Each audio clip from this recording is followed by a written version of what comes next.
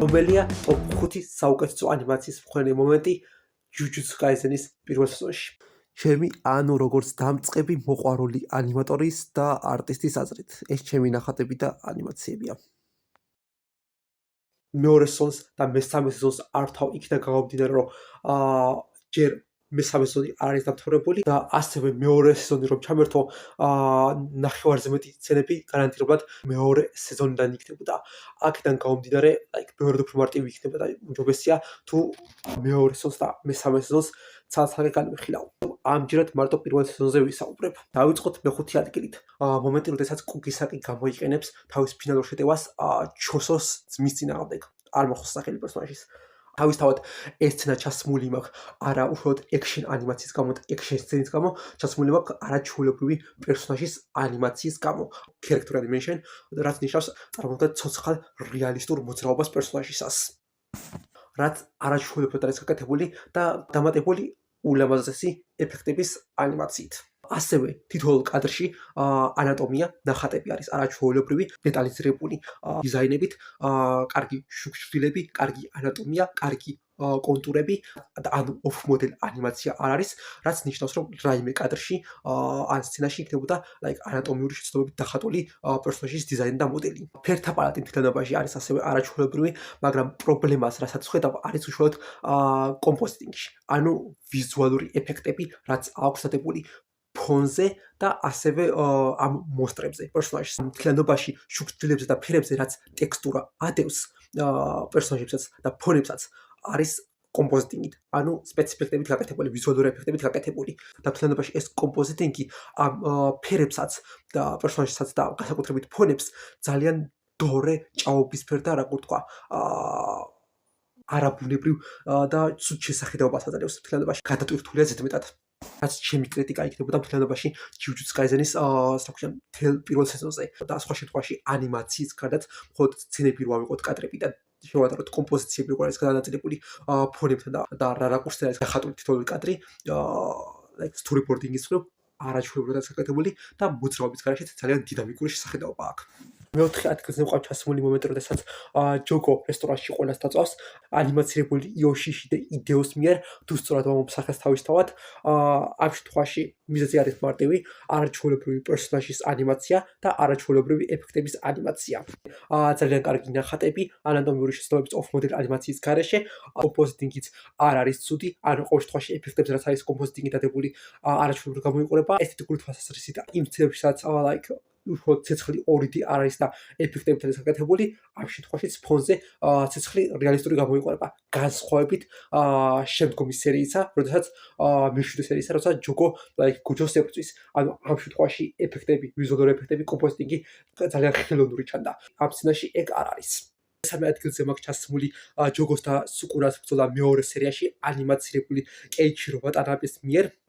სცენა კონკრეტულად ტექნიკური თვალსაზრისით ბევრად უფრო ამბიციურია ვიდრე წინა ორი სცენა. ამ ამბიციური storyboarding-ის და action სცენის შესრულებას და ანიმაცირებას არაჩვეულებრივად არის გაკეთებული. ერთი რა პრობლემაც მექნებოდა მთლიანობაში და უბრალოდ გარკვეულ ნაწილში მონაკვეთებში მოძრაობა ჩანს არაბუნებრივი და ამის მიზეზი ჩემი აზრით არის ის, რომ ერთის მხრივ ანიმატორი ცდილობს რომ გააკეთოს და აკეთებს კიდევაც არაჩვეულებრივად რეალისტურ მოძრაობით action ანიმაციას, მაგრამ მთლიანობაში action სცენა არის სწრაფი, ასევე არის დამატებული კამერის მოძრაობის და რხევის ეფექტი ზედმეტად გადამეტებულად, ასევე გადამეტებული კომპოზიტინგია, რომელიც მთლიანობაში ძალიან უცნაურ ტექსტურას აძლევს ფონებსაც და პერსონაჟები ასევე მოძრაობენ ორებზე, ანუ ყოველ მეორე კადრში ერთხელ იცვლება პერსონაჟის მოდელი და ფონი მოძრაობს ერთებზე, რაც იდეაში ჩვეულებრივი რამაა, მაგრამ ამ ყველაფერთან ერთად, ეს ყველაფერი ერთად ქმნის ზედმეტად, როგორ თქვა, გადატვირთულ სცენას და გადატვირთულ ანიმაციას და არაბუნებრივ მოძრაობას, მარტივად რო ვთქვათ.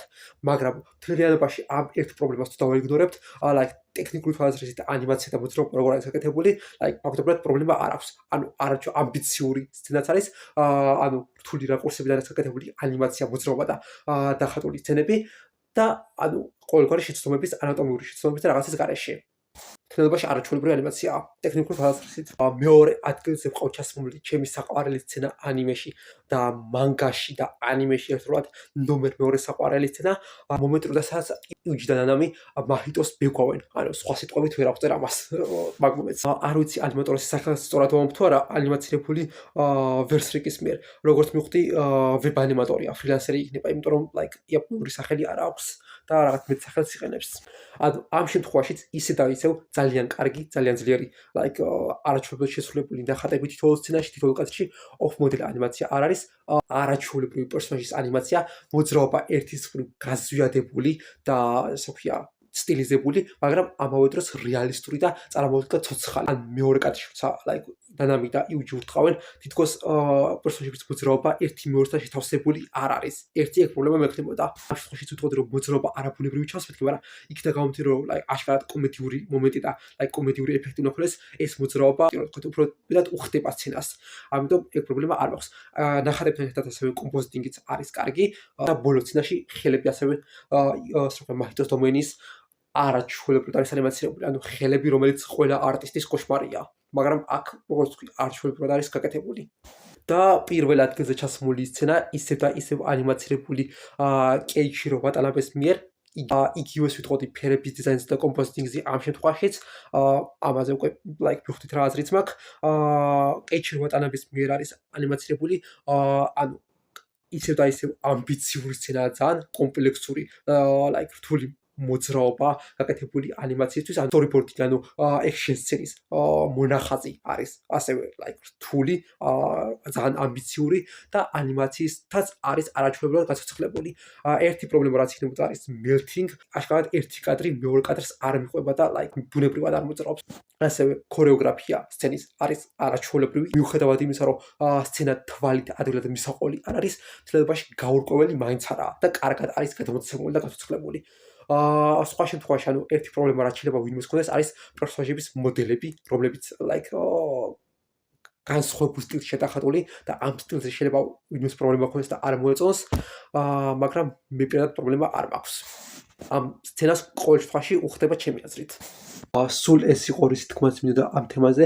თუ ვინმეს აინტერესებს ჩემი Instagram გვერდი და TikTok გვერდი, სადაც ნახატებს და ანიმაციებს ვტვირთავ ხოლმე, ასევე მეორე TikTok აკაუნთი, სადაც მოკლე განხილვის ვიდეოებს ვდებ ხოლმე ანიმეების, ნოველების, მანგების, რასაც წავიკითხავ და ვუყურებ და თუ ვრცელი განხილვის ვიდეოები ჩავწერე, გარანტირებულად ამ არხებიდან რომელიმეზე ავტვირთავ ხოლმე, რომელსაც ამ მომენტისთვის არ ვიყენებ, მაგრამ მაინც. და ასევე ჩემი Letterboxd და My Anime List. თუ გინდათ, გამომიგზავნოთ მეგობრებო, დაგიმადებთ.